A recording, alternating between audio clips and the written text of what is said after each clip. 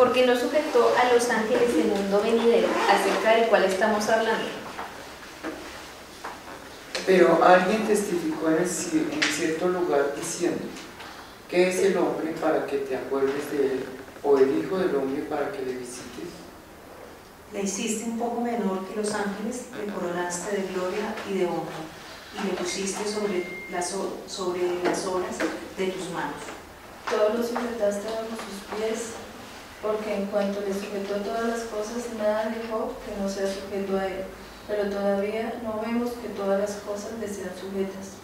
Pero vemos a aquel que fue hecho un poco menor que los ángeles, a Jesús, coronado en gloria y de honra, a causa del padecimiento de la muerte, para que por la gracia de Dios sustase la muerte por todos. Porque convenía aquel por cuya causa son todas las cosas y por quien todas las cosas subsisten, que habiendo de llevar muchos hijos a la gloria, perfeccionase por aflicciones al autor de la salvación de ellos. Porque el que santifica y los que son santificados de uno son todos, por lo cual no se avergüenza de llamarlos hermanos. Diciendo: anunciaré a mis hermanos tu nombre, en medio de la congregación te alabaré. Y en otra parte dice: confiaré en Dios, y añade: aquí estoy con los hijos que Dios me ha dado. Así que por cuanto los hijos participaron de carne y sangre, él también participó de lo mismo, para destruir por medio de la muerte al que tenía el imperio de la muerte, esto es, al diablo. Y librar a todos los que por el temor de la muerte estaban durante toda la vida sujetos a servidumbre. Porque ciertamente no socorrió a los ángeles, sino que socorrió a la descendencia de Abraham. Por lo tanto, debía ser en todo semejante a sus hermanos, para venir a ser misericordioso y fiel sumo sacerdote en lo que Dios se refiere, para expiar los pecados del pueblo. Pues en cuanto él mismo padeció siendo tentado, es poderoso para socorrer a los que son tentados. Oremos para que Dios tome el control. Padre, Señor, te damos gracias por el privilegio que es reunirnos en tu nombre. Gracias, Señor. Señor, que nunca en nuestros días, Señor, el privilegio que es hacer esto, Dios. Que en muchos lugares del mundo, Señor, las personas que hacen esto están haciendo algo ilegal y les puede costar hasta la vida, les puede costar hasta su libertad. Entonces buscan lugares, Señor, recónditos, adentro de cuevas, adentro de bosques, Señor, de cementerios, incluso, para poder reunirse a estudiar tu palabra, Señor. Y lo hace porque han entendido, Señor. Recuerdas todos los días, Señor, lo efímera, Señor, lo banal, que es todo lo que nos puede ofrecer este mundo, lo que nos puede ofrecer esta vida, Señor. Y que tú eres realmente la plenitud de la existencia, la vida eterna, Señor, lo que realmente importa, nuestra herencia, nuestra porción. Entonces, Señor, nosotros tenemos esta facilidad, por el contexto en el que nos encontramos, Señor, de reunirnos entre nosotros tranquilamente, Señor. Entonces, no permitas que en nuestra humanidad tomemos esto como algo que se puede ignorar, Señor, que va a pasar fácilmente, Señor. Líbranos de esto, Señor, que nuestro corazón no se endurezca, Señor, a causa de eso, sino que, Señor, seamos diligentes, buscando nuestra salvación, Señor, para nuestra salvación, buscándote a ti, Señor. Ora. Jesús, tú dijiste, yo lo creo que tú lo dijiste, esa es la verdad, que donde hay dos o más reunidos en tu nombre, tú estás ahí en medio de ellos. Entonces yo lo creo, Señor. No creo que sea una metáfora, Señor, ni una palabra que yo creo que esa sea la verdad. Yo sé que tú estás aquí en medio de nosotros porque están reunidos en tu nombre. Entonces yo te pido, Señor, necesitamos de ti, por favor, ten misericordia de nosotros. Ten misericordia de nosotros. Háblanos, Señor. Que esta palabra dé vida, que esta palabra nos forme, que esta palabra no se vuelva la palabra vida, la cual es conocimiento teórico, porque es la que alimenta el espíritu para ir logrando, Señor. Porque hacer tu voluntad es alimento, Dios. Entonces, ayúdanos, Señor. Habla, Señor. Úsanos, Señor. Nosotros somos los vasos de barro, Señor. Tenemos muchas fallas, muchos errores, Señor. Y por eso necesitamos de ti, Señor. Ten misericordia de mí, Señor. Ten misericordia de nosotros, Dios. Obra, Señor. Es nuestra única esperanza, Señor. Nosotros no tenemos ninguna otra esperanza, Señor. A menos que tú nos hables hoy, Señor. No de que tú nos enseñes con iglesia, Señor. Quita todo lo que quieras quitar, Señor. Obra. Ayúdanos, Señor, a los que estamos, Señor, cargados por la vida, Señor. Recuerda, Señor, que tu yugo es fácil, que tu carga es ligera, Señor, que tú nos has dado libertad, Señor. A los que tenemos problemas, Señor, en nuestra vida, Señor, recordamos, Señor, que todo esto pasa, Señor, literalmente tú eres la respuesta a todo, Señor, y que tú tienes aquí, no es más que vencedor, Señor. Los que estamos distraídos, Señor, por este mundo, Señor, por la gente de este mundo, recuerda, Dios, el fin de este mundo, Señor. Y lo que pasa con ellos, Señor, para que te busquemos como graneros, Señor. Ayúdanos, obra. Ayúdanos, Señor, ten misericordia de nosotros, Señor. Órdenos, Señor. Quita todo lo que necesitas, Señor, dame conocimiento de la palabra, el poder de la palabra, Señor, sabiduría de su palabra, Señor, que no nos apartemos ni izquierda ni derecha, sino que solo, Señor, entendamos lo que el Espíritu Santo nos quiere enseñar cuando escribiste hombre de la porción de la Escritura, Señor. Ahora, Padre, te lo pido en el nombre de Jesús. Amén. Bueno, ya vamos a terminar, o bueno, vamos a intentar hoy terminar el capítulo 2. Desde el capítulo 1 que hemos visto, ¿qué hemos visto hasta ahora? ¿O cuál es la idea que el autor ha expuesto hasta este momento? Hasta el capítulo 2, versículo 4. Recordad que la Biblia no fue escrita ni en capítulos ni versículos. De hecho, aquí pueden darse cuenta cosas porque hay versículos que comienzan atravesados entre el salmo que está dictando y el comentario del autor. Y sin embargo quedan los dos textos en el mismo versículo. Bueno, los que han estado en clase, ¿qué recuerdan que el autor ha venido exponiendo? ¿O cuál ha sido como el orden que el autor ha llevado hasta ahora su tesis? Que la obra de Jesucristo es muchísimo mayor a todo lo que se había presentado antes, o sea, que lo que Jesús nos ha entregado es mayor a todo lo que ya se nos había presentado a través de los ángeles, a través de las cosas que eran antes. Bueno, muy bien, el autor en el capítulo 1 menciona la superioridad de Cristo de los ángeles, es decir, lo coloca por encima de superior a los ángeles. Antes de eso lo coloca como algo superior, ¿quién se acuerda? Con lo que comienza Hebreos, con la primera tesis, con esa dice cómo había hablado Dios antes. Exacto, que Jesús es la palabra fiel y digna de Dios como tal, que en Jesús había certeza y verdad de que era la palabra de Dios, porque era Dios mismo el que lo venía hablando. Entonces el autor comenzó así, ¿no? La tesis general del libro de Hebreos es que demostrar la superioridad de Cristo frente a las instituciones del Antiguo Testamento. ¿Por qué? Porque es un libro que va a los hebreos, los cuales conocen el culto antiguo del Antiguo Testamento, de las antiguas instituciones, y aún tienen conflictos en el que lo siguen practicando, y han venido con esa religión todo el tiempo, y ahora ven como que este nuevo cristianismo y que el Mesías supuestamente ha quitado esas cosas, pues les causa conflicto. El autor está mostrando incluso que las instituciones del Antiguo Testamento eran que hablaban de Jesús, y eran para Jesús. ¿Listo? Entonces él empieza diciendo, primero que todo, Jesús es la palabra fiel, digna y certera de Dios. Mejor que una visión, mejor que una manifestación sobrenatural. Después comienza y dice, y no es un ángel, es superior a los ángeles. Ve el capítulo 1 del 5 en adelante. Y después comienza en el capítulo 2, que fue lo que vimos hace 15 días. ¿Sí se acuerdan? Ser diligentes con qué? Con la salvación. Entonces, como él está diciendo, oiga, si lo que se dice en el Antiguo Testamento tuvo que una justa retribución, y eran fuertes, vimos algunas, ¿no? Entonces, ¿cómo piensa usted que va a ser la retribución de las cosas de este Nuevo Testamento, de esta nueva dispensación o gracia? Pues van a ser ¿qué? Tienen que tenerse con mucho más cuidado. El problema de la iglesia actual es que anda pensando que la gracia es lo que nos podemos pasar por la paz, porque ya no estamos en la ley. Ya no hay castigo, ya no me van a pedir si insulto a mis padres. Ya no me van a caer un rayo si digo una alegría. Entonces usted se pasa por la paz. Y la autoridad está diciendo, no, mira, usted debería cuidar muchísimo más la gracia. Vamos a terminar exponiendo eso, ahora vamos a entrar. ¿Quién lee otra vez el versículo 1? El versículo 5, perdón. De Hebreos. Porque no sujetó a los ángeles en el mundo venidero acerca del cual estamos hablando. Pero alguien testificó en cierto lugar diciendo. Vuelve y toma el tema de los ángeles, que ya lo había tomado unos 6 versículos antes, ¿cierto? Y está hablando de qué? De que los ángeles sí. Que Dios no los sujetó al mundo venidero. ¿De qué está hablando ahí? Que la salvación no es para los ángeles. ¿La salvación no es para los ángeles? Ok. Porque, pues, en la predestinación, si volvemos a ese tema, pues nosotros los seres humanos éramos los que estábamos predestinados para ser hechos hijos de Dios. Entonces, pues nosotros somos los herederos de la salvación, no los ángeles. Ok, muy bien, entonces, sí, uno es que realmente la herencia o al que Dios predestinó como tal, o el mundo que viene, no para los ángeles, sino que más adelante lo va a decir, a la descendencia de Abraham, ¿sí? A nosotros.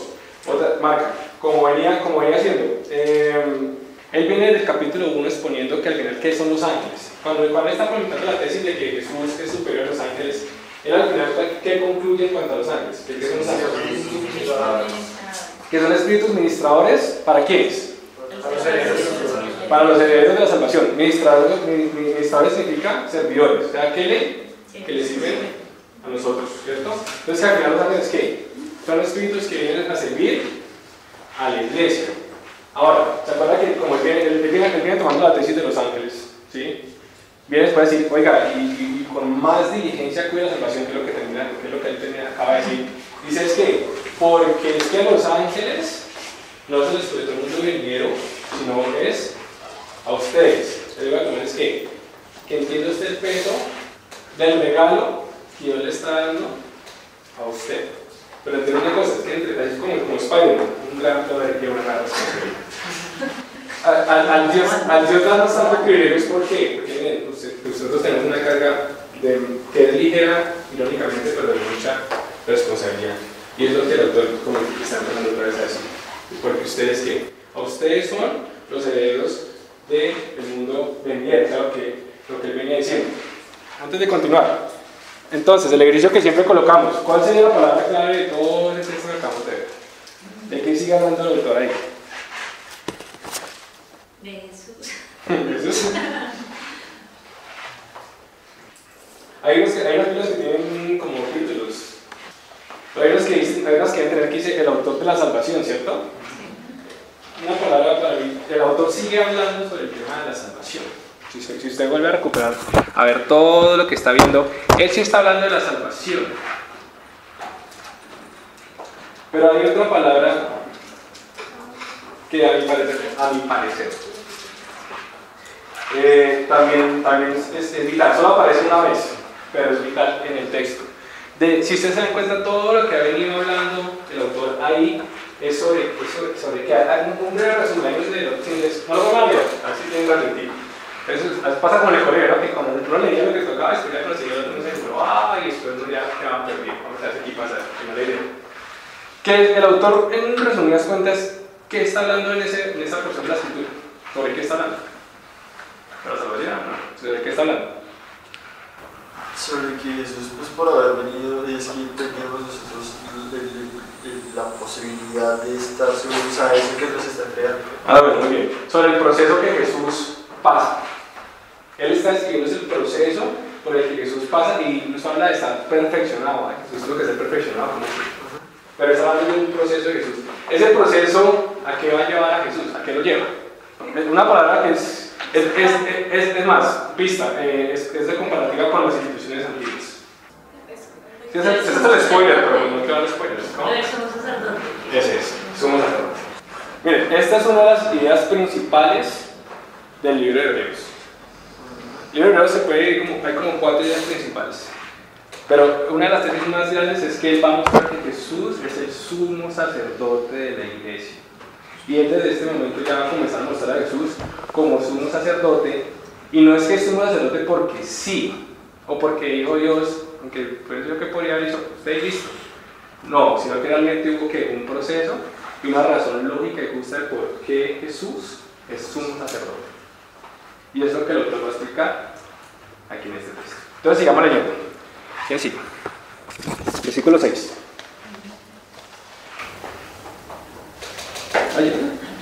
Pero alguien testificó en cierto lugar diciendo, ¿qué es el hombre para que te acuerdes de él o el hijo del hombre para que le visites? Sí.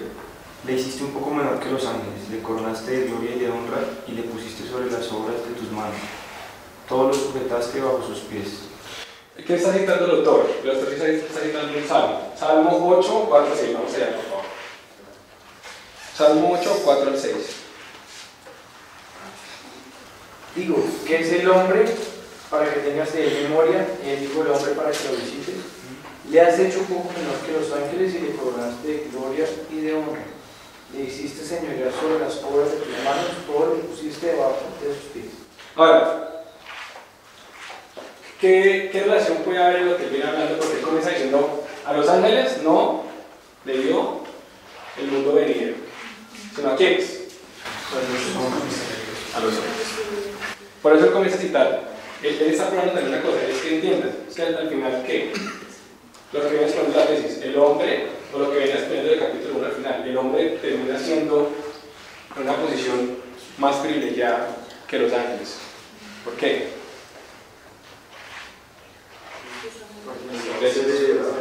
Sí, bueno, porque tenemos la graduación, más pero vamos a ver, sí está bien, pero vamos a ver un poco más complejo. Entonces dice, ¿alguien vuelve a leer el versículo 7 de Hebreos, por favor? Le hiciste un poco menor que los ángeles, le coronaste de gloria y de honra y le pusiste sobre las obras de tus manos. ¿De quién está hablando? ¿Del hombre o de Jesús? ¿Por qué no el hombre? Pregunta. Jesús se llamaba hijo del hombre, en la palabra. Sí, él está hablando del hombre, pero ¿será que también una comparación? ¿Será que está hablando del hijo del hombre como Jesús como tal? ¿O está hablando de la humanidad como tal? Pero vamos a leer ese versículo, vamos a leer ese. Es decir, porque no sometió a los ángeles el mundo venidero, acerca del cual estamos hablando. Pero alguien testificó en cierto lugar diciendo: ¿qué es el hombre para que te acuerdes de él? O el hijo del hombre para que le visites. ¿Jesús visitó a Jesús? ¿A quién visitó? Porque está ahí. El autor del Salmo está clamando ¿a quién? ¿A quién estás clamando? A Dios. ¿Y quién está diciendo a Dios? ¿Quiénes somos para que nos visites? ¿Quién es el hombre? ¿Quién es el hombre? Para que tú te acuerdes de él, tú siendo Dios Todopoderoso. Y después dice, ¿quién es el hijo del hombre? ¿Para que qué? Para que le visites. Entonces ahí ya podemos entender que nos está hablando realmente del hombre. Aunque dice hijo del hombre, y Jesús también está hablando, también se manifiesta como hijo del hombre, está hablando del hombre. ¿Y qué habla del hombre? Que por qué Dios tan grande y tan poderoso llega y se acuerda de ese ser, que supone que eso es nada. ¿Usted ha visto las comparativas de la Tierra con el universo? ¿Se ha puesto a ver eso? Que cómo es el tamaño de la Tierra comparado con el Sol, y después el Sol, entonces cómo está la supernova, hay una galaxia, y usted al final dice, no es nada, ¿no? Pues digamos que está refiriéndose a la humanidad, pero también se está refiriendo a Jesús. Sí. En el versículo 9 lo vemos. Para allá vas a ver. Porque es que estamos viendo que la humanidad, ¿cuál es la importancia de la humanidad? En el papel de Jesús, y porque Jesús después termina siendo sumo sacerdote de la humanidad. Cuando habla de humanidad es de la iglesia, porque es pues, de su iglesia. Pues está muy bien. Entonces hasta ahora puede ser el versículo 7 está hablando como del hombre, pero vamos a ver el versículo 8. El versículo 7 dice: le hiciste un poco menor que los ángeles, le coronaste de gloria y honra y le pusiste sobre las obras de tus manos. No puede llegar así, porque si no va a avanzar, pues claro, cuando Dios creó toda la creación y que le dijo al hombre: gobernase, se considerase sobre toda la creación, ¿cierto? Pero después entramos al versículo 8 y dice: todo lo sujetaste bajo sus pies. Y dice: porque en cuanto le sujetó todas las cosas, nada dejó que no sea sujeto a él, pero todavía no vemos que todas las cosas le sean sujetas. Entonces ahí decimos, entonces en otra cosa dice, pero entonces si usted va al Salmo, el salmista, aunque su texto está refiriéndose al hombre, realmente al final de quién está hablando de esto, de Jesús. Pero es que Jesús, ¿qué va a hacer? ¿Qué va a pasar con Jesús? ¿O qué pasó con Jesús? ¿Jesús se hizo qué? Ahora dejemos la idea así, ¿cierto? Y empezamos. En el versículo 7 decía: le hiciste un poco menor a lo que los ángeles, le coronaste de gloria y de honra, y le pusiste sobre las obras de tus manos. Vamos un momentico a 1 Corintios 15, versículo 27. Y lo vamos a ver ahorita más adelante otra vez, por si algo pues no quieren perder. Pero 1 Corintios 15, 27. Porque todas las cosas las sujetó debajo de sus pies. Y cuando dice que todas las cosas han sido sujetadas a él, claramente se aceptó aquel que sujetó a él todas las cosas. Pero luego que todas las cosas le estén sujetas, entonces también el Hijo mismo se sujetará al que le sujetó a él todas las cosas. Entonces el autor aquí comienza a dar un tema en un punto y habla de una sujeción. Dice que todas las cosas, toda la creación, ¿qué? ¿Está? ¿De cómo están sujetas a él? Hombres, los ángeles. ¿Qué es lo único que no está sujeto a él? Dios. El Padre. Porque dice, porque es obvio que el que sujetó todas las cosas, porque el Padre es el que hace que todas las cosas al final que estén sujetas al Hijo. Salmo 2, honren al Hijo. ¿cierto? Es obvio que se exceptúa que él no está sujeto, pero al final, ¿qué va a pasar? Hasta donde está la sujetar. Dice que él mismo dijo que se sujeta al Padre y con él ¿qué? Todas las cosas. Hablamos a breves. Versículo 7, voy leyendo yo. Le hiciste un poco menor que los ángeles, le coronaste de gloria y de honra, y le pusiste sobre las obras de tus manos. Todo lo sujetaste bajo sus pies. Porque en cuanto le sujetó todas las cosas, nada dejó que no sea sujeto a él. Pero todavía no vemos que todas las cosas le sean sujetas. ¿Qué significa que todas las cosas fueron sujetas a Jesús? O sea, que todo el mundo amarrado a Jesús, pero no están amarrados donde está la cuerda, porque Él se señoreó. Que Él se señoreó, que tiene autoridad. Ahí vamos a hablar del versículo 10, exponemos un momentico. Versículo 10, ¿qué es? Que es que Jesús es el que sustenta todas las cosas, todas las cuales dependen de Él. Porque convenía aquel por cuya causa son todas las cosas y por quien todas las cosas subsisten, que debiendo llevar a muchos hijos a la gloria, proclamarse por la visión sobre todas las cosas. ¿Qué significa cuando la Biblia dice que todo está sujeto a Jesús? Es que Jesús es el autor y que sustenta todo. Bueno, regresamos otra vez. Versículo 8. Todos los sujetaste bajo sus pies, porque en cuanto le sujetó todas las cosas, nada dejó que no sea sujeto a él. Pero todavía no vemos que todas las cosas le sean sujetas. Pero vemos a aquel que fue hecho un poco menor que los ángeles. ¿Quién es? Jesús. ¿Cómo así que fue hecho un poco menor que los ángeles? Porque ¿se acuerdan lo que dice el versículo 7? Le hiciste un poco menor que los ángeles. Ahí de quién está hablando también. ¿Se acuerdan que los otros íbamos al salmo de quién habla? ¿Está hablando del hombre? Sí, está hablando de Jesús espiritualmente. Pero en el salmo el autor de quién está hablando? Cuando está hablando con Dios. El hombre. No hiciste ni siquiera como un ángel. ¿Hiciste qué? Un poco menor que los ángeles. Después dice, pero ¿quién se hizo como un poco menor que los ángeles? A Jesús. O sea, Jesús tomó forma de hombre. ¿Listo? Versículo que me leen.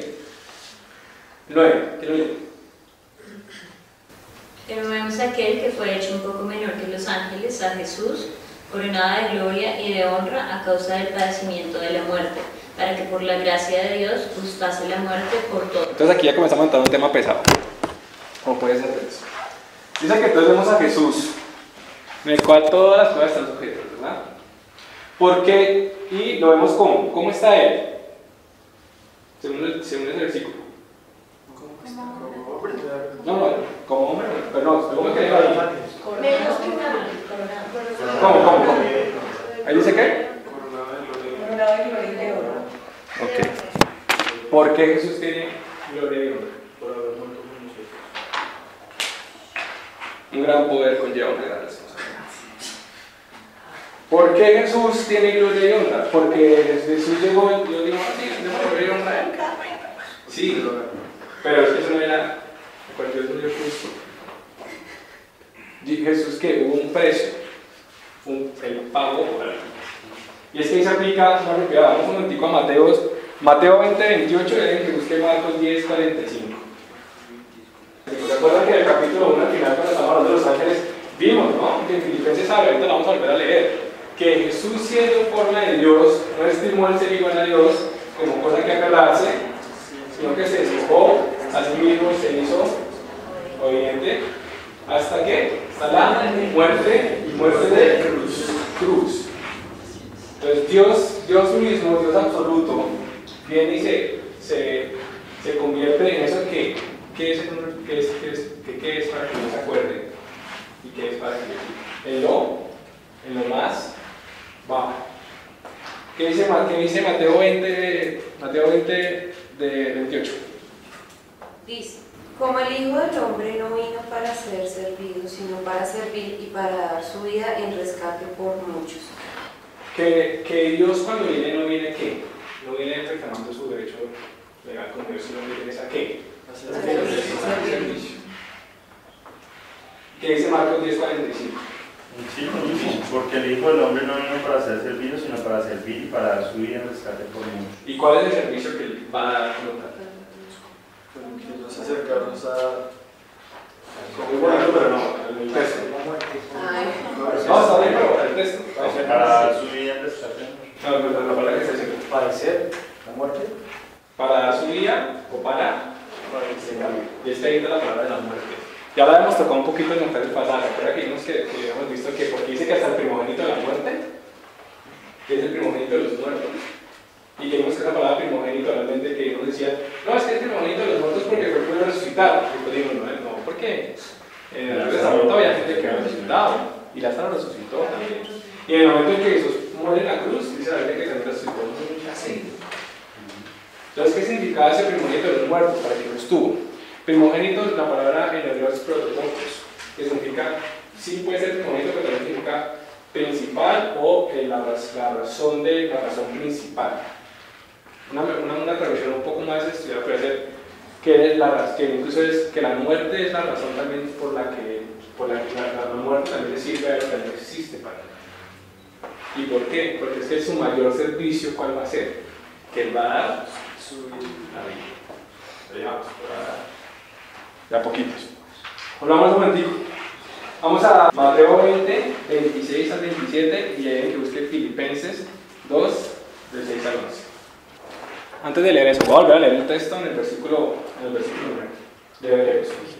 Pero vemos a aquel que fue hecho un poco menor que a los ángeles, a Jesús, coronado de gloria y de honra a causa del padecimiento de la muerte, para que por la gracia de Dios gustase la muerte por todos.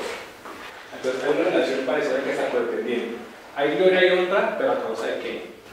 Del padecimiento. Y que él padece, bueno. Mateo 20, 26, 27. Mas entre vosotros no será así, sino que el que quiera hacerse grande entre vosotros será vuestro servidor, y el que quiera ser el primero entre vosotros será vuestro siervo. Entonces, bueno, si quieren vamos un poquito de antes para tener mejor contexto. Vean de que comienza la alianza de cómo funciona realmente el tema de la posición de honra y gloria en el mundo espiritual, o en la iglesia.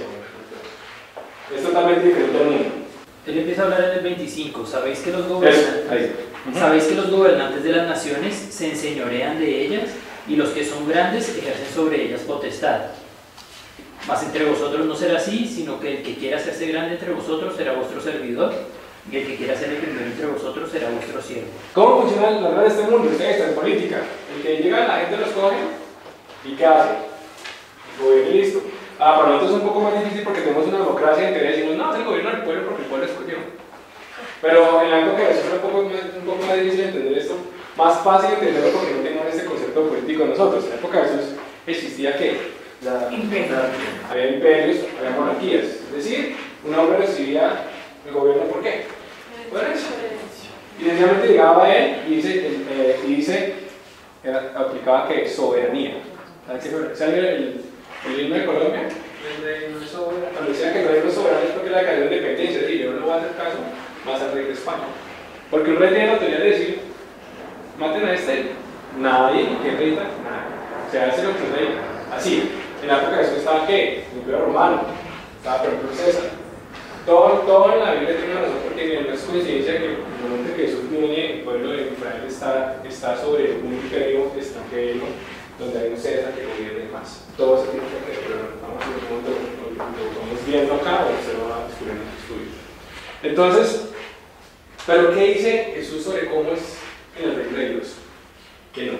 Que el que es más alto, ¿qué? Tiene que ser. Sirve. Y entre usted más sirva, más alto. Pues mejor lugar va a tenerlo. Alguien que me ayude a acordar, porque eso no creo que me lo la mente. ¿Se acuerdan que hay dos discípulos, creo que es Andrés y Felipe, que la mamá de ellos viene, tiene la mamá de controlar? La mamá que nos sirve mucho.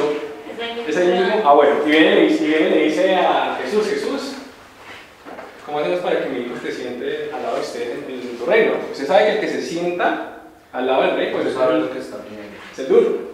Pero lo que usted le dice es, damos esa parte, pues, entonces, y si lo que ¿dónde es? Dice 20. En Mateo 20:20, damos a Víctor. Dice, entonces se le acercó la madre de los hijos de Zebedeo con sus hijos, postrándose ante él y pidiéndole algo. Él le dijo, ¿qué quieres? Ella le dijo, ordena que en tu reino se sienten estos dos hijos míos, el uno a tu derecha y el otro a tu izquierda. Entonces Jesús respondiendo. ¿Qué le está pidiendo mamá? Posición. Gloria y honra.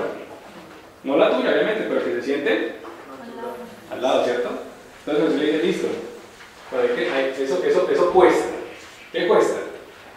Dice, Jesús dijo, no sabéis lo que pedís. ¿Podéis beber del vaso que yo he de beber y ser bautizados con el bautismo como que yo soy bautizado? Pero, ¿cuál es el vaso que tiene que beber? La muerte de la vida de Dios. De hecho, ahí vamos a tocar un poco el tema del vaso. Padre, si es posible, aparta de mí esta copa. Pero que no se hagan voluntad. ¿Usted quiere gloria y honra? ¿Si quiere ser al lado mío?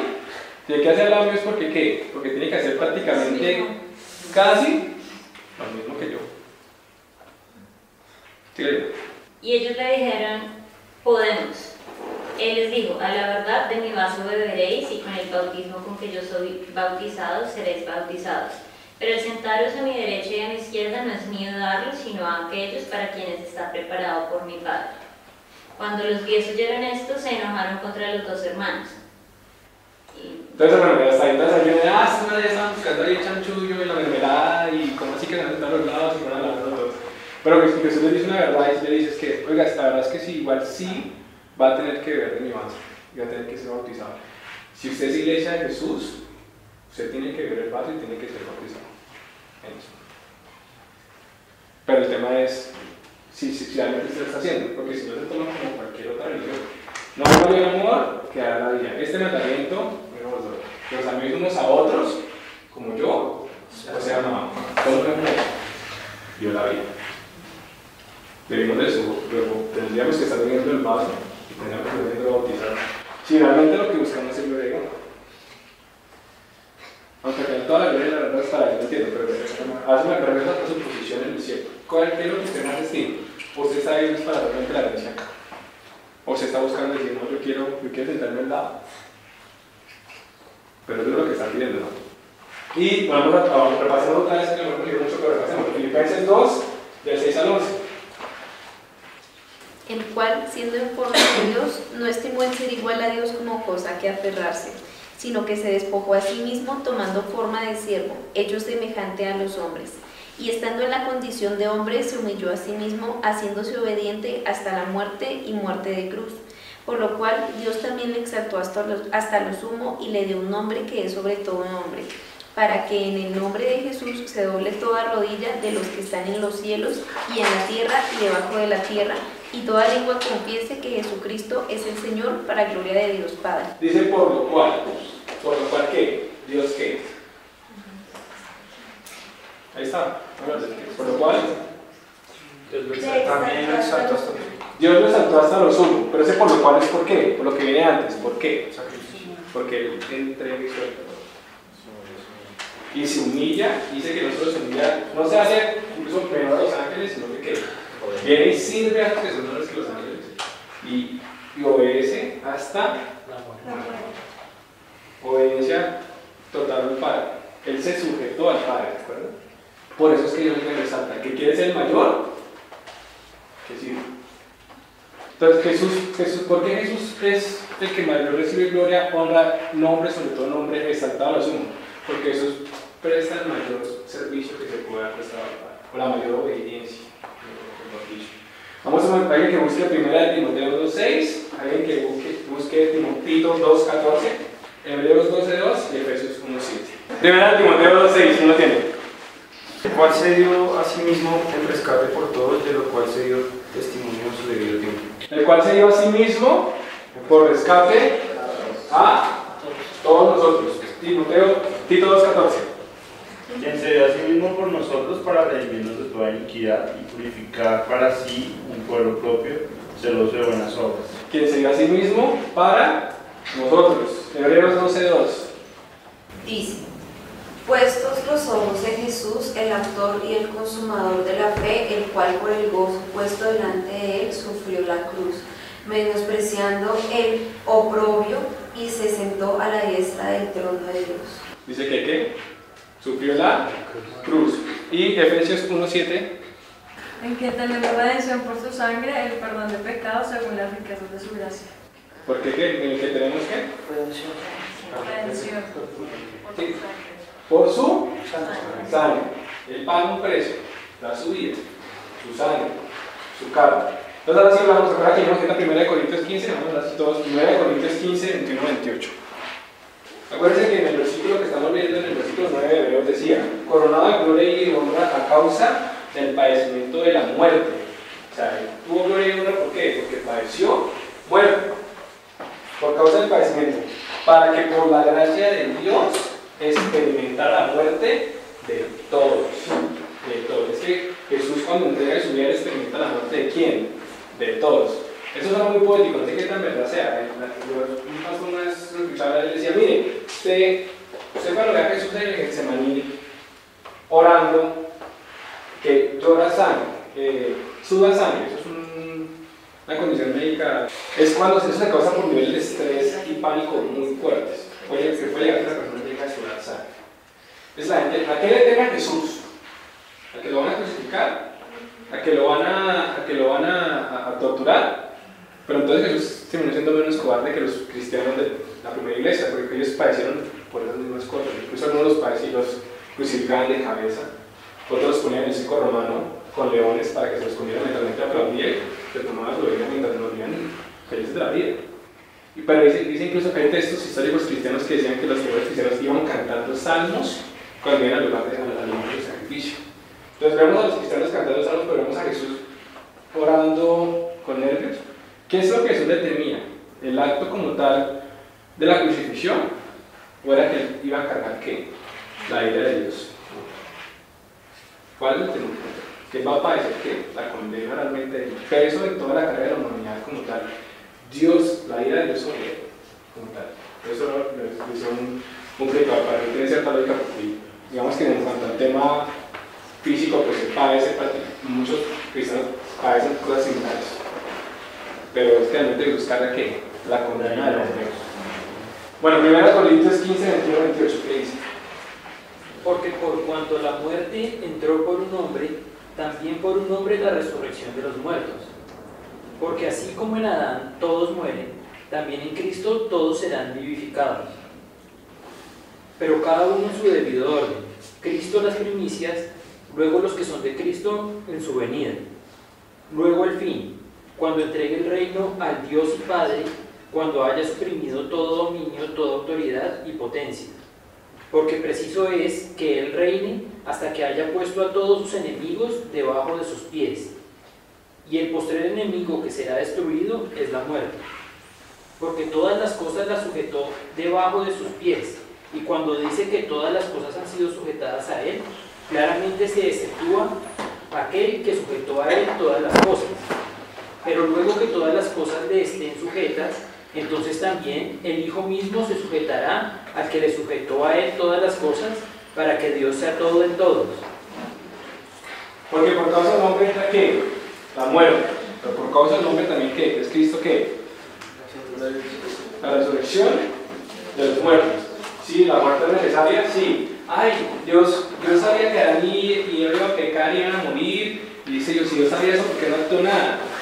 Spoiler, porque no es necesario que pase eso. A Dios nunca se le ha salido nada de las manos. Nada. Todo lo que ha pasado tiene un porqué y un para qué. La muerte era la forma en que dijo que era mostrar que obediencia y su mayor la forma de postrarse delante del Padre. Y así como por un hombre de la muerte, por él también era ¿qué? La resurrección. Cuando Jesús dice yo soy la resurrección, no es poesía. No es algo lindo. Él es la resurrección. Vamos otra vez a Hebreos 1. Vamos al versículo 10. Hebreos 2, versículo 10.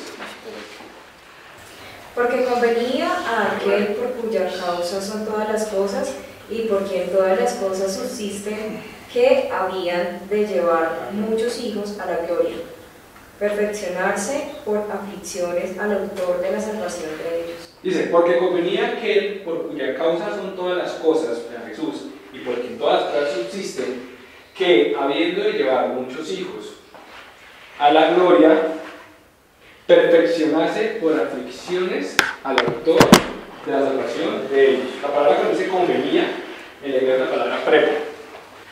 Esa palabra significa que era lo honesto, era lo apropiado como tal. Es que Jesús dijo que hay un orden, ¿no?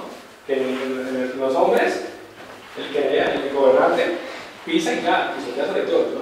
Pero en el reino de Dios, el que quiere ser el mayor, ¿qué? Que sirve.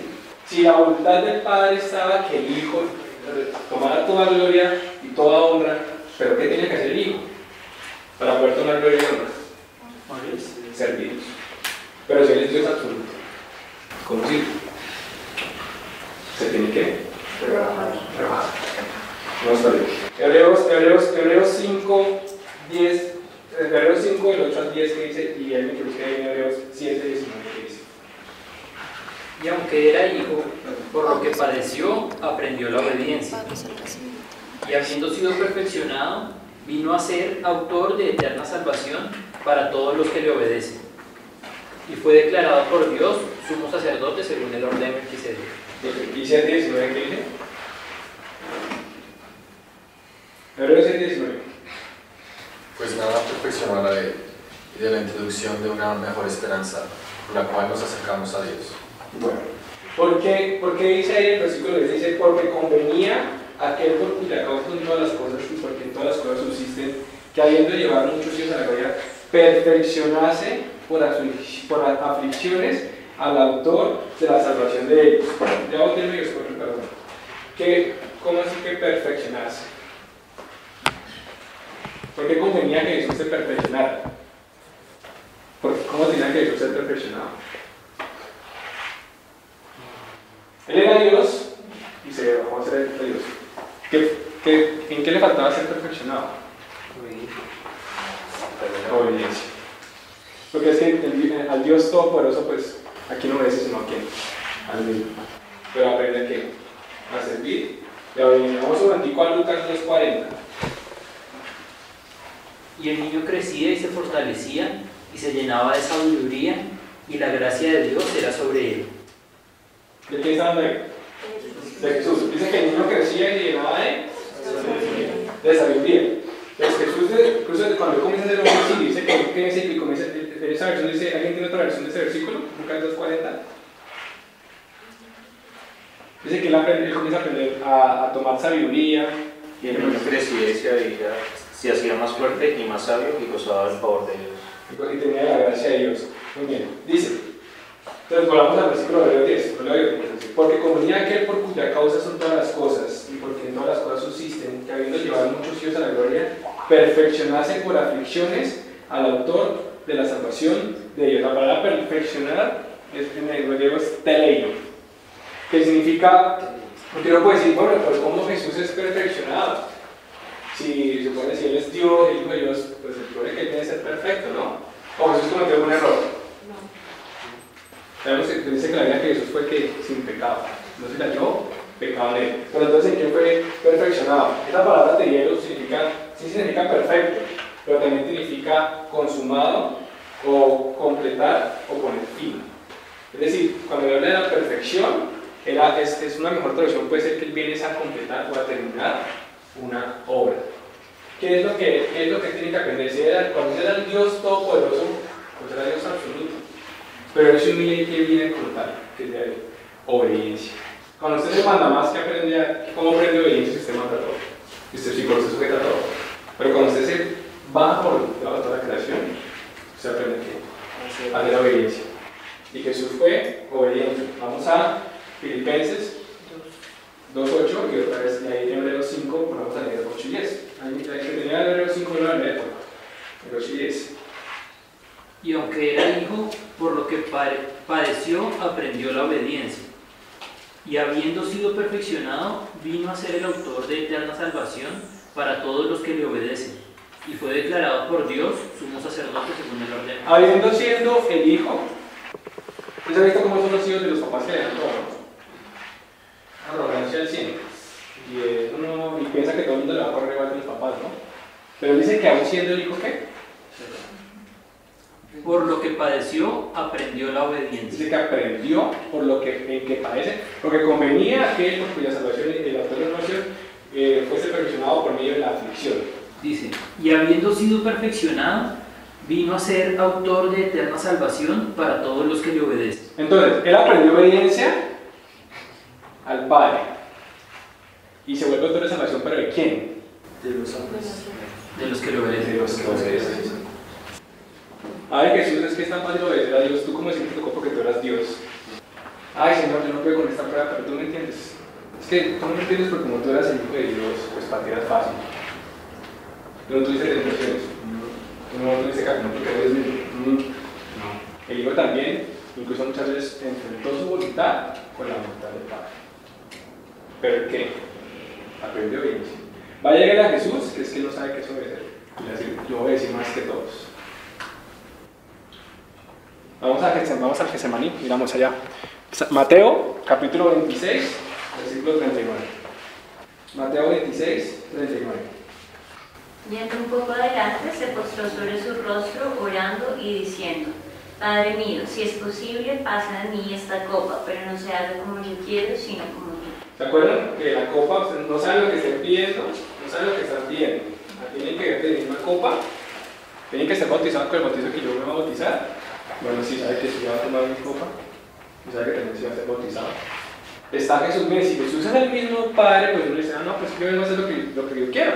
Pero ahí se nota que, claro, porque que el hijo está ¿qué? El hijo está confrontado. Y dice, si es posible que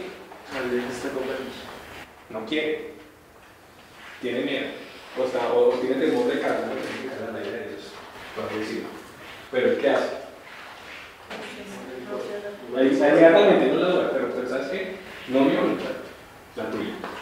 Aprender qué? La obediencia. ¿Usted sabe cómo es en la policía? Porque es que la gente llega con los niños, o los conceptos militares y demás. ¿Usted sabe por qué le hacen tanto bullying a los nuevos? A la gente cuando usted hace el servicio militar o cuando usted entra a la policía, que usted comienza y se la montan y esto prácticamente lo torturan. ¿Sabe para qué es eso? Para desarrollar templanza, me parece. ¿Por qué? Porque cuando tengo un arma y como dice la gente, si viene molestando, usted no puede llegar a la piedra a sacar un arma y caer en el tipo. Ni de puntas. Usted desarrolla qué. Mientras usted más aprende obediencia y si ve cómo es, usted le puede parecer injusto. Me explicaron cómo varias donde empezaron la fuerza aérea y demás. Y me decían que a veces tenían los superiores que les caían mal, por alguna razón, y se los encontraban en momentos decididos. Y llegaba el tipo de pura maldadosa y le decía, ¿qué hubo? 20.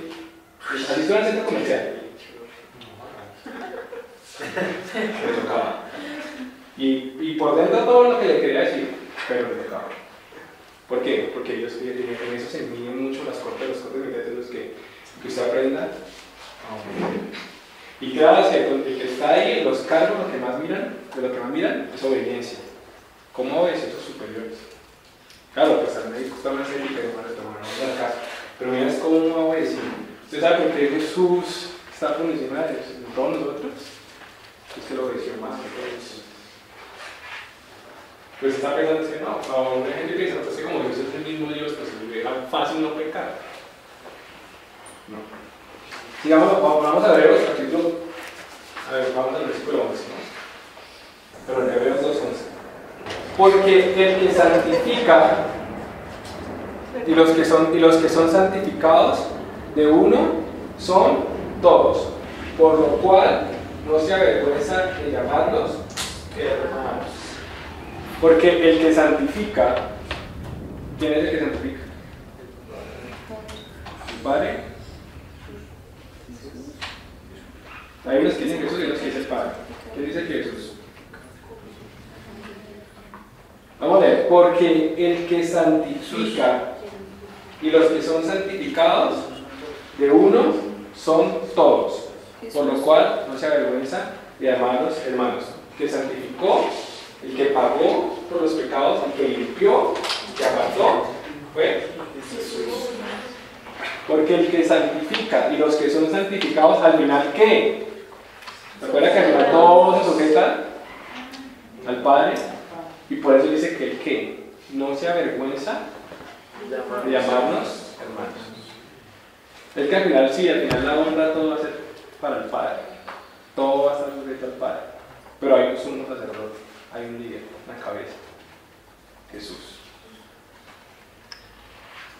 Versículo, vamos a Marcos 3:35 y a Juan 20:17. Porque todo aquel que hace la voluntad de Dios, ese es mi hermano, y mi hermana, y mi madre.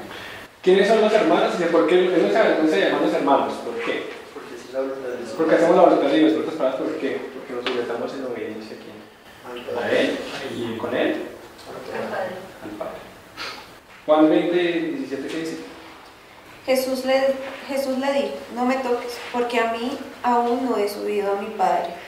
Sí. Mas ve a mis hermanos y les subo a mi Padre y a vuestro Padre, a mi Dios y a vuestro Dios. ¿A qué? A mi Padre y a vuestro Padre, a mi Dios y a vuestro Dios. Porque es que al final, ¿qué? Recuerden que lo único que no se sujetó a Jesús, ¿quién fue? Pues el Padre. Esto es un poco de teoría mía, no es que uy, no, ya explico cómo es, no. Pero ayuda a que entendamos bien este proceso, de saber cómo es y por qué Jesús es un sacerdote. Pero que al final, ¿de quién queda la honra siempre? De Dios absoluto, de que siempre ha sido. Pero Jesús, Dios que es enemigo, pues Él es nuestro sumo sacerdote, nuestra cabeza. Pero es imposible sujetarse al Padre si no nos sujetamos a quién. El que no me honra a mí, no honra al Padre. El que no me conoce, no conoce al Padre. Jesús. Todo a través de Jesús. Y mire que no hay otro intermediario. No lo hay. Los que se sujetan a Jesús, y Jesús sujeta al Padre. Versículo, vamos a leer en Hebreos 2. El versículo 11 dice: porque el que santifica y los que son santificados, de uno son todos, por lo cual no se avergüenza de llamarlos hermanos, diciendo: anunciaré a mis hermanos tu nombre, en medio de la congregación te alabaremos. Está citando el Nuevo Testamento. Versículo 13 dice: otra vez, yo confiaré en él. Y de nuevo, he aquí yo y los hijos que Dios me dio. ¿Qué se puede resaltar en el versículo 13? El versículo 13, ¿qué se puede resaltar? ¿Qué se puede mirar? Dice: y otra vez, yo confiaré en él. Y de nuevo, he aquí yo y los hijos que Dios me dio. Está hablando Jesús, obviamente, ¿sí? Pero ¿qué está expresando? La confianza que tiene Jesús en el Padre. Muy bien, primero que todo es que Jesús no viene con todo resuelto. Y él no viene diciendo, no, dices que ¿usted cree que Jesús sabía? No, es lo que yo me muero y yo resucito el tercer día. No llora mi Getsemaní, no tiene el Getsemaní. ¿Pero el qué? Dice, el Padre dijo que yo resucitaré vuestro hijo. Señor, es posible pasar él, pero tu voluntad. Porque yo confiaré en él. Por eso, lo que está citando dos versículos aparte, no es el mismo. Dice, y otra vez, yo confiaré en él. Y de nuevo, este es otro. Y aquí yo y los hijos que Dios me dio. Porque están mostrando dos puntos. Primero que Jesús está demostrando que confianza en el Padre. Jesús, que parecía muy fácil creer la palabra porque Jesús sabía lo que iba a pasar. También padeció. Y también la dio. Pero que oraba. Sí, Jesús, ahí como dicen los varios pastores, si Jesús oraba, ¿cuánto más debe orar nosotros? Pero él confiaba. Sí, vamos a leer Hebreos 2, versículo 14 dice: así que, por cuanto los hijos participaron de carne y sangre, él también participó de lo mismo, para destruir por medio de la muerte al que tenía el imperio de la muerte, esto es, al diablo. Esto es pareciera que fuera como un condicional. Porque él dice, por cuanto quienes participaron de carne y sangre, los hombres, los hijos de los hombres, dice que él también participa de lo mismo, como si fuera una condición. ¿Para qué es necesario? Vamos a Romanos 8, 3. Porque lo que era imposible para la ley, por cuanto era débil por la carne, Dios, enviando su Hijo en semejanza de carne de pecado y a causa del pecado, condenó al pecado en la carne. ¿Qué era lo que era imposible para la ley? Según lo que vimos en Romanos 8, 3. Yo sé que es bueno que espera más contesta, pero en su casa lo puedo comunicar. Pero según lo que alcanza a leer, porque el versículo se alcanza a explicar solo. Voy a leer. ¿Qué era lo que era imposible para la ley?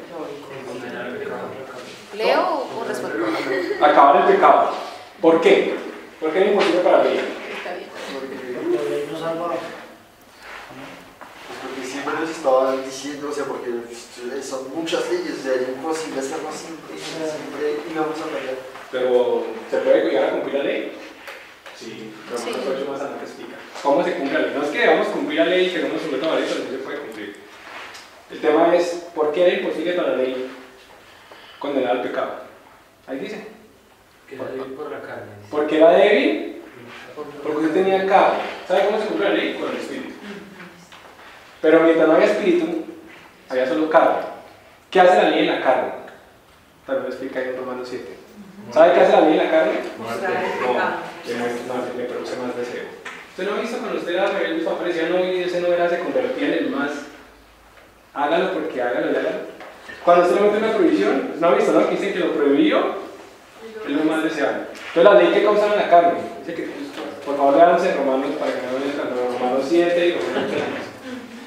Que habla de cómo que dice que la carne, que la ley aprovechándose de la carne, toma fuerza. Porque es lo que, porque entonces, claro, era imposible porque la ley por cuanto a la carne, que usted llegara a no cometer pecado, porque antes era como todo lo contrario, que producía antes que usted quisiera más, pecado. Entonces la ley no puede condenar al pecado. ¿El pecado dónde está? ¿O dónde se manifiesta? En la carne. En la carne.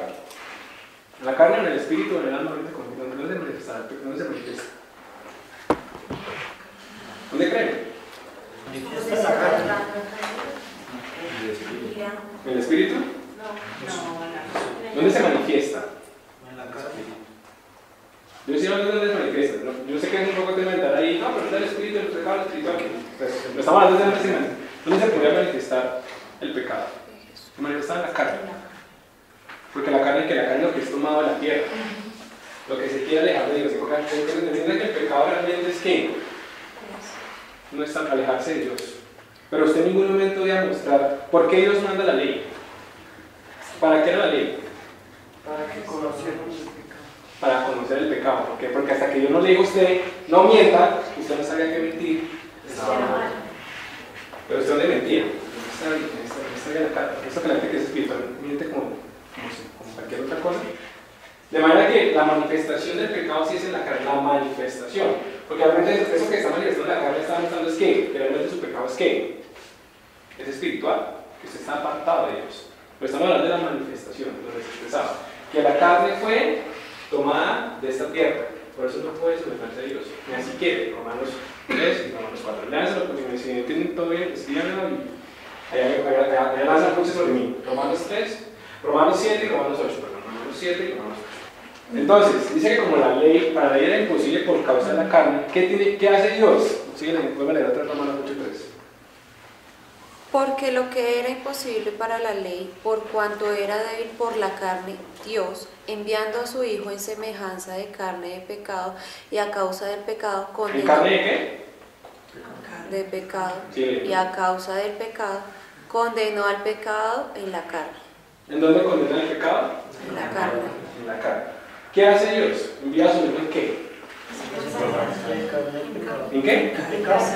¿En pecado? ¿Es un nuevo pecado? En cuerpo de pecado, la carne para condenar el pecado. Muy bien, pero le falta una palabra muy clave. Dice en semejanza de carne. No en carne de pecado. En semejanza de carne. Porque vuelve a Romanos 7, se da cuenta que Pablo dice: he hallado una ley que habita en mí, que lo que quiero hacer, no hago. Y esto que no quiero hacer, lo hago. Es que, porque he encontrado que en mí habita una ley. La ley del pecado. ¿Sí? Dice, Dios, ¿quién me librará de este cuerpo de muerte? Y él en Romanos 8 horas con el que libra el cuerpo de muerte. Es el Espíritu. Pero le está diciendo, es que esta carne me lleva a mí. La ley no podía. Pero en esta carne habita. De manera que Dios manda que a su hijo, como ese pecado se manifiesta en la carne, pues ¿dónde lo tiene que destruir? ¿Dónde lo tiene que condenar? En carne. Pero Jesús vino fue en semejanza de carne. Entonces Jesús era mitad hombre, mitad Dios. Entonces la Biblia dice que era Dios trabajaba a hombre. Pero entonces, si Jesús tenía carne, ¿tenía pecado? No. ¿Por qué? Sí, él tenía carne. Entonces la carne era especial. Porque él tenía el espíritu. Porque él tenía el espíritu. Porque no Pero la nació, carne no nació de cuerpo de pecado. ¿Cómo fue engendrado por el espíritu de... Porque la carne, aunque es carne, No creo que la carne es una cortadilla blanca o luminosa, carne. Dice que cuando Él venga, Él va a mostrar las heridas. Pero ¿cuál es la diferencia? Que la carne es una mía fue tomada de dónde?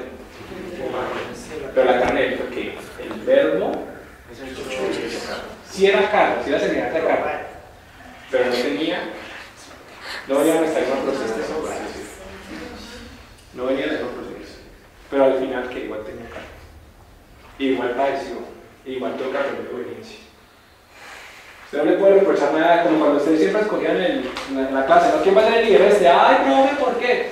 Y usted siempre como que se caga con la espinita que usted lo puede hacer siempre mejor. O cuando usted ve que otra persona hace, usted siempre le va a poder decir como quiera a la persona cómo lo hace mejor, porque para usted es mejor.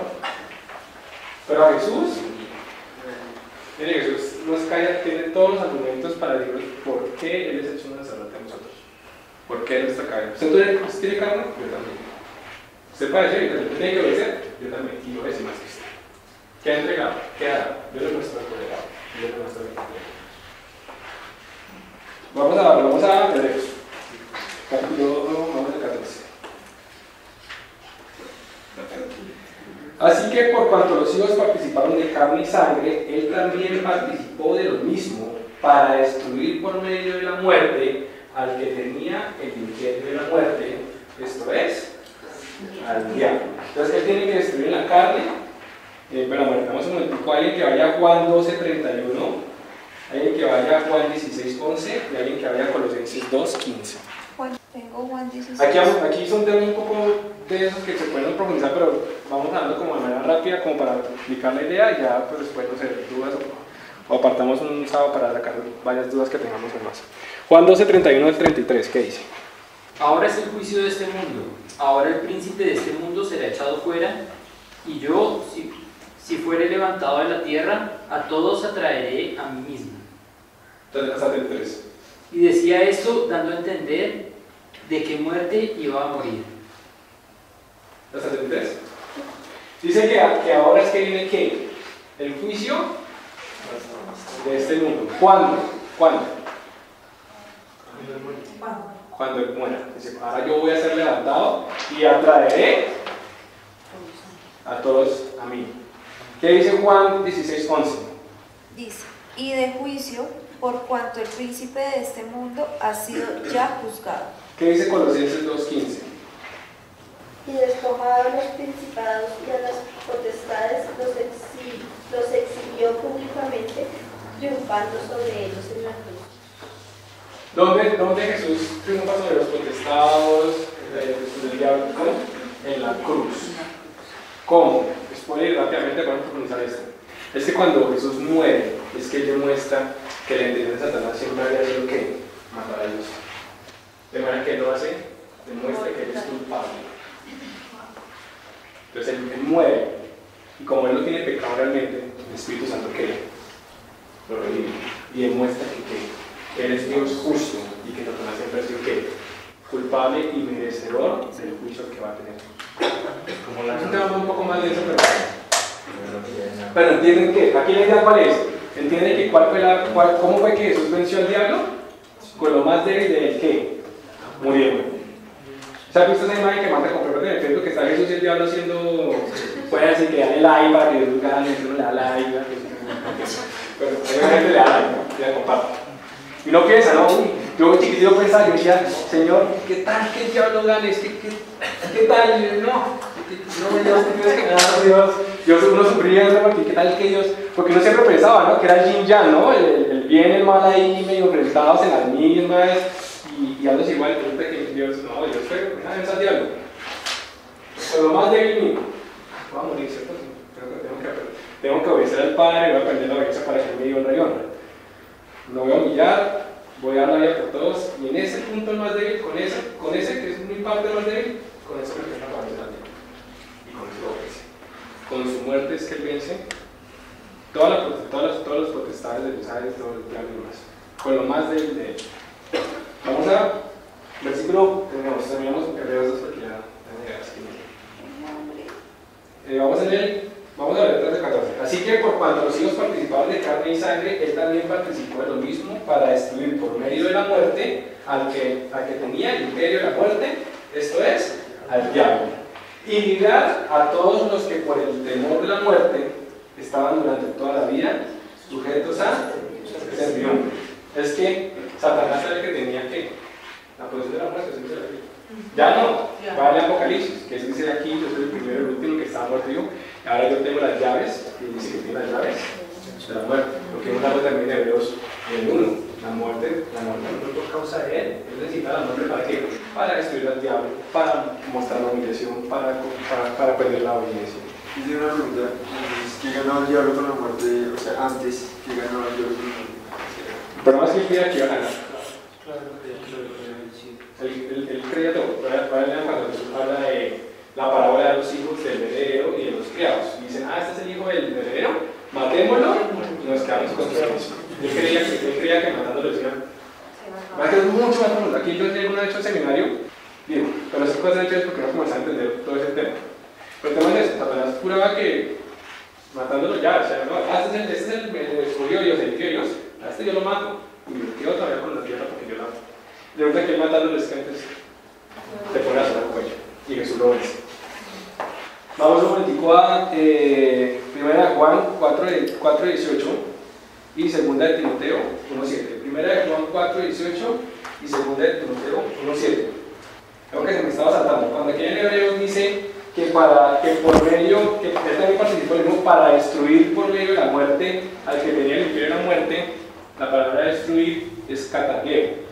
Porque la gente va a decir, ay, ¿por qué Satanás no se ha destruido? No es que lo destruyó, porque todavía hay guerra, porque todavía hay algunos que todavía hay. Esa palabra catargueo sí significa también destruir, pero también significaba abolir o dejar inoperante. Es decir, una de las cosas es que por medio de la muerte es el que él le quita de la muerte, porque para allá vamos, porque es que resulta que Satanás, por medio del temor de la muerte, es que él mantiene gobernando a todo el mundo. ¿Usted lo ha visto cómo dice? Se va a morir, viva la vida, Dios.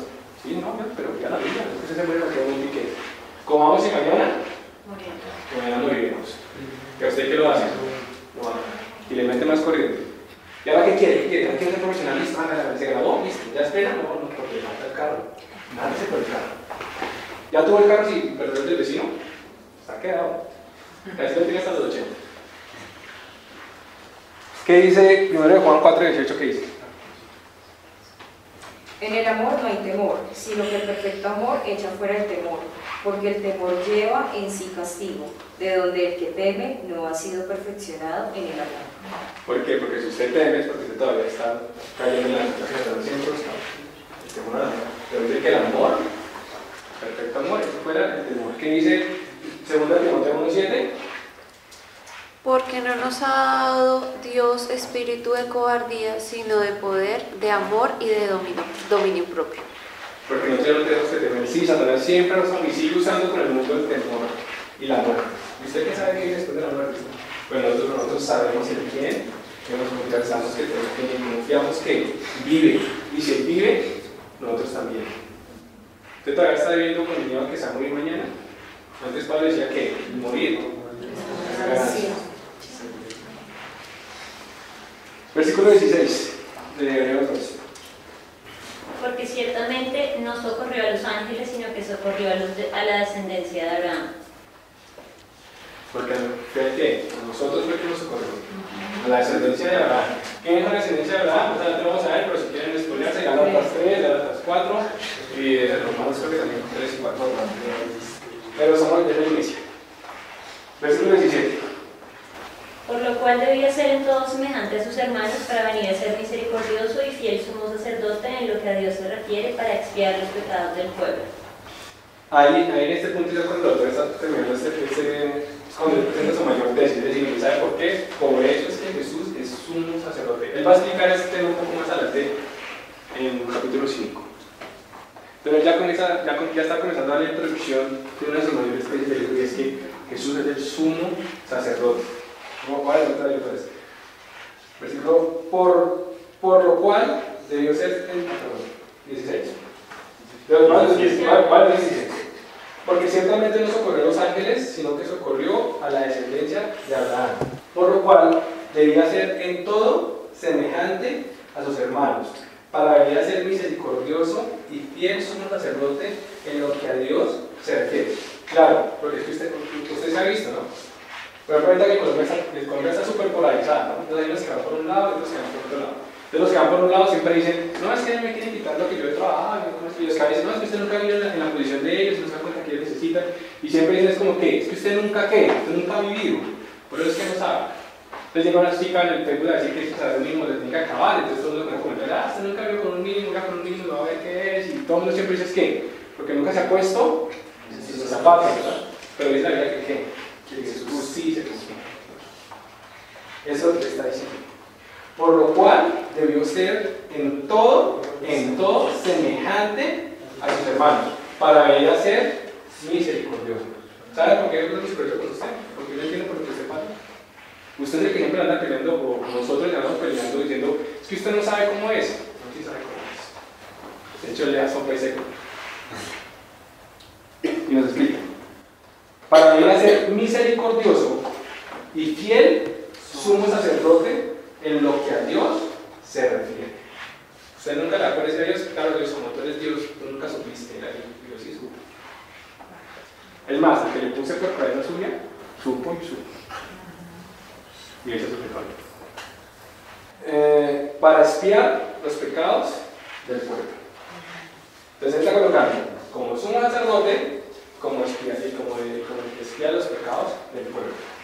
Esto para un hebreo era una carga fuerte que alguien dijera eso. Nosotros lo leemos así como, sí, no, Jesús, pero para un hebreo esto era como, así, esa prácticamente se puede decir como para una herejía. Pues por eso es que los sumos sacerdotes, cuando Jesús dice todo eso, se rasgan las vestiduras, como así. ¿Cómo así que estamos perdonando los pecados? Es lo que perdona los pecados es Dios. Pues es que es Dios. Versículo 18. Pues en cuanto él mismo padeció siendo tentado, es poderoso para socorrer a los que son tentados. Vamos a modificar Hebreos capítulo 4:15. Ahí dice, Hebreos 4:15. Porque no tenemos un sumo sacerdote que no pueda compadecerse de nuestras debilidades, sino uno que fue tentado en todo según nuestra semejanza, pero sin pecado. Porque no tenemos un sumo sacerdote que no pueda compadecerse de nuestras debilidades. Él sabe que puede tener hambre, él sabe que puede pasar por momentos de angustia, él sabe que sentirse que es ser abandonado por los amigos, por la familia, él sabe que es pensar que nadie lo comprende, él sabe que es que ha jugado la doble, que el que comía con él después lo traicionara y lo vendiera. Él sabe que es la infidelidad, porque en la iglesia que somos nosotros, históricamente no hemos sido más que ser infieles con él. Todos los padecimientos nada. El sumo sacerdote que yo le di a usted es un sumo sacerdote que tiene toda la autoridad que usted nada más le va a poder decir, no sabes. Es más, decir a poder decir, sí, ¿sabes qué? Ven te ayudo, y ven te doy fuerzas, y ven te reconforto, porque yo sé. Porque no tenemos un sumo sacerdote que no puede compadecerse de nuestras debilidades, sino uno que fue tentado en todo, según nuestra semejanza, pero sin pecado. ¿Se podía vivir sin pecado? Sí. Jesús es la respuesta, el Espíritu es la respuesta para poder llegar a vivir. Por lo menos no vivir para el pecado, porque sí, la mente vamos a pecar porque tenemos la carne, pero una cosa es vivir para el pecado. ¿Sí? De manera que el autor aquí está poniendo que Jesús es nuestro sumo sacerdote, el cual él se sujeta al Padre, aprendió ¿qué? Obediencia. Y es nuestro sumo sacerdote. ¿Por qué? Porque vivió lo que nosotros vivimos, porque padeció lo que nosotros vivimos, porque nos entiende. Y eso lo llevó a hacer ¿qué? A comprendernos, a ser misericordioso, pero también ¿qué? Darle autoridad moral. ¿Se ha visto cuando alguien le va a enseñar a usted, una persona que usted debe comprar sus consejos de amor, siempre su amigo va y le hace el mejor consejo, pero usted va y le viene a ver a la vida y ese man está peor que uno y dice que me va a decir no te amor al tiro? Bueno, no tiene que ser el consejo financiero, lo que quiera, ¿no? Y hay gente que dice, no, es que usted gasta mucho, bueno, usted gasta mucho, pero si usted le contara que el día se endeudó con el banco a 36, no le cobra. Porque la gente siempre anda diciendo, ¿qué autoridad? ¿Con qué autoridad viene y me juzga, no? Pero él sí tiene esta autoridad. Ay, ¿porque le tocó? No, porque vivió, porque pasó, porque sirvió. Y sirvió más que todos. Fue obediente hasta la muerte y muerte de cruz. Por eso Dios le dio un nombre que es sobre todo un nombre, para que toda rodilla en el cielo, en la tierra, Y toda lengua confiese que Jesús es el Señor para gloria de